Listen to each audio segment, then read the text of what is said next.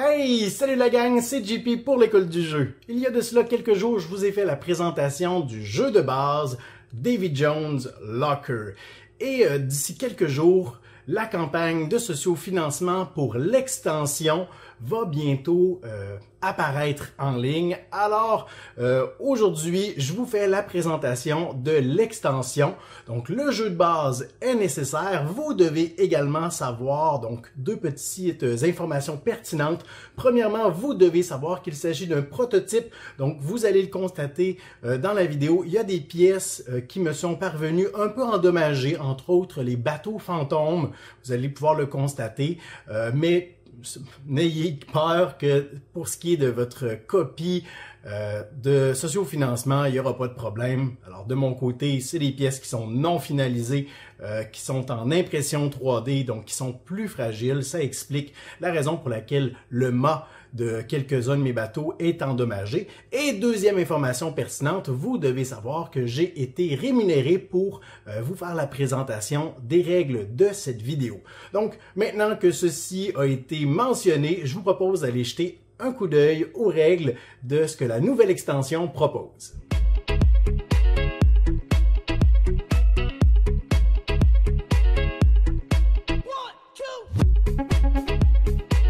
Laissez-moi commencer en disant que Davy Jones Locker est un jeu coopératif pour 1 à 4 joueurs où vous incarnerez des pirates.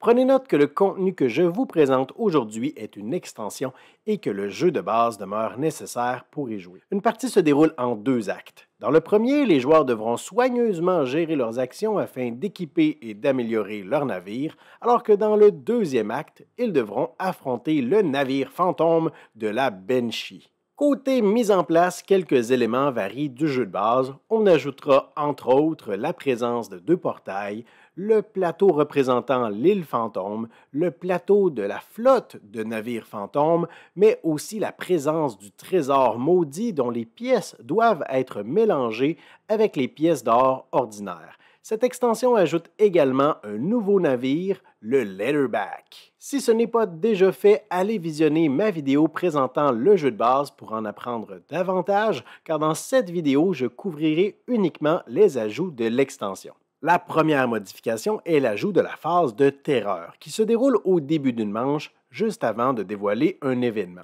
Dans cette nouvelle phase, vous devrez faire progresser le marqueur sur l'île fantôme et si l'une de ces cases est atteinte, tous les joueurs doivent résoudre l'effet négatif. En plus, tous les joueurs qui possèdent un jeton fantôme à ce moment doivent alors perdre 1 point de vie. Dans l'acte 1, les joueurs ont accès aux 11 mêmes actions que d'habitude, mais auxquelles on ajoute maintenant 2 nouvelles actions ayant un lien avec l'île fantôme. Dans cette extension, lorsque les joueurs récupèrent de l'or, ils piochent des pièces à l'aveugle. Il est possible de récupérer des pièces régulières ou des pièces maudites. Lorsqu'un joueur récupère une pièce maudite, il gagne également un jeton fantôme, ce qui le rendra vulnérable aux attaques de la flotte fantomatique. Ces pièces peuvent être dépensées comme d'habitude, mais cela ne vous débarrassera pas du jeton fantôme. Pour cela, il faudra effectuer l'une des 2 nouvelles actions de l'extension. Lorsque vous naviguez sur la carte, vous pouvez maintenant utiliser un déplacement pour franchir un portail et aboutir aux abords de l'île fantôme. La première nouvelle action dont je vous parle est celle de restituer autant de pièces maudites que vous le souhaitez en les déposant près de l'île. Tous les jetons fantômes que vous possédez sont alors renvoyés à leur endroit initial. De plus, selon le nombre de joueurs autour de la table, il y a un certain nombre de pièces maudites que vous devez restituer afin de déclencher le début de l'acte 2 et l'apparition de la Banshee. Si toutefois l'acte 2 est déclenché lorsque le paquet événement est vide et que vous n'avez pas réussi à restituer suffisamment de pièces maudites, la Banshee fera tout de même son apparition, mais sera encore plus difficile à vaincre. La deuxième nouvelle action est d'effectuer une chasse au trésor sur l'île fantôme afin d'y trouver des armes spectrales. Vous commencerez par y déposer l'un de vos matelots, puis déciderez du sentier à emprunter. Vous devrez ensuite piocher un nombre de cartes correspondant à la valeur de l'endroit que vous tentez d'atteindre. Dans ce cas-ci, 2 cartes. Vous allez réaliser les actions inscrites sur les cartes et si vous n'avez pas dévoilé un total de 3 sortilèges à ce stade, vous avez 2 choix: poursuivre votre fouille ou arrêter.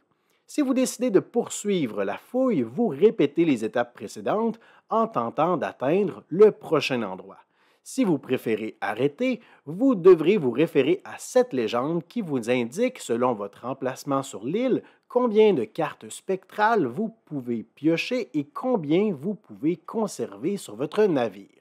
Prenez note que les navires fantômes et la Banshee ne peuvent jamais être attaqués à moins de posséder au moins un équipement spectral sur votre navire. À tout moment pendant votre fouille, si vous dévoilez un 3e sortilège, votre action s'arrête et vous devez piocher une carte de malédiction.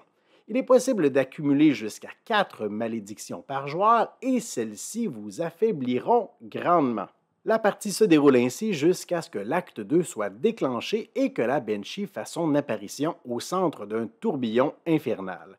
Si vous n'avez pas réussi à restituer suffisamment de pièces maudites, tous les joueurs devront réduire leur seuil maximum de points de vie. L'acte 2 commence par la phase d'activation de la Banshee avec le dévoilement d'une de ses cartes qui indique l'essentiel de son tour de jeu. La carte dévoilée peut déclencher différents effets vous rapprochant ou vous éloignant du navire de la Banshee, mais celle-ci se téléportera ensuite près d'un joueur pour déchaîner une puissante attaque autour d'elle, pouvant même atteindre plusieurs cibles. La Banshee possède un certain nombre d'armes absorbées indiquées sur son plateau.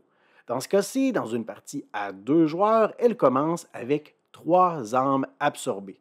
Selon son niveau actuel, on devra ajouter ce modificateur à toutes ses attaques. Vient ensuite la phase d'action.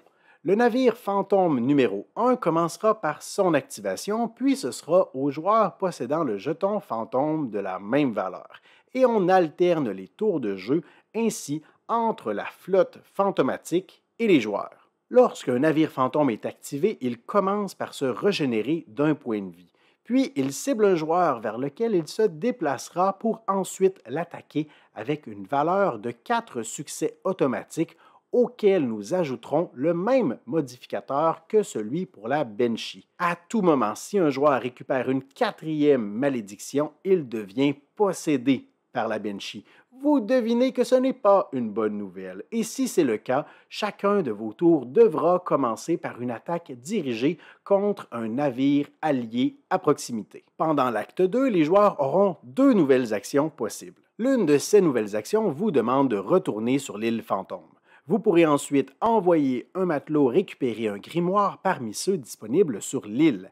À tout moment durant la partie, vous pourrez activer ce grimoire en réalisant son effet et en perdant les points de vie associés. Si vous n'avez pas récupéré d'équipement spectral à ce stade-ci, c'est également une possibilité que vous avez plutôt que de récupérer un grimoire. Finalement, si un joueur possède un équipement spectral et est adjacent à la Banshee, il peut tenter de siphonner les armes qu'elle a absorbées. Pour cela, il faudra consulter la tuile correspondante au niveau actuel de la Banshee et effectuer un lancer avec une caractéristique s'y trouvant. Par exemple, en effectuant un lancer pour un test de navigation, je lance les dés et je compare le résultat à la valeur indiquée. Si j'obtiens exactement la même valeur, la Banshee perd 2 armes sur le compteur actif. Si j'obtiens un succès de plus que ce qui est demandé, la Banshee perd seulement 1 arme. Sinon, pour tout autre résultat, c'est un échec.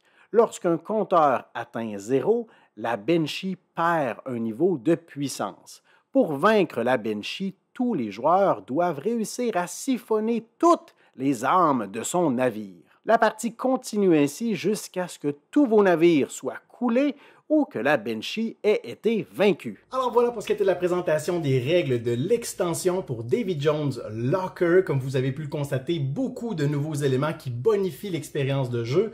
N'allez pas croire que c'est chose facile d'affronter la Banshee et sa flotte fantomatique. Oh que non!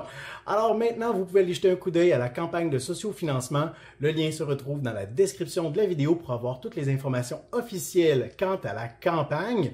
De mon côté, j'espère avoir pu répondre à vos questions, j'espère avoir pu vous permettre de déterminer si c'est un jeu qui peut s'adresser à vous ou non. Et si ce n'est pas déjà fait, évidemment, cette vidéo va faire plus de sens si vous allez jeter un coup d'œil à ma vidéo de présentation du jeu de base. Alors sans plus attendre, je vous invite à me laisser un pouce vers le haut, vos commentaires dans la section appropriée. Et moi, je vous remercie grandement pour votre écoute et je vous dis à la prochaine. 1, 2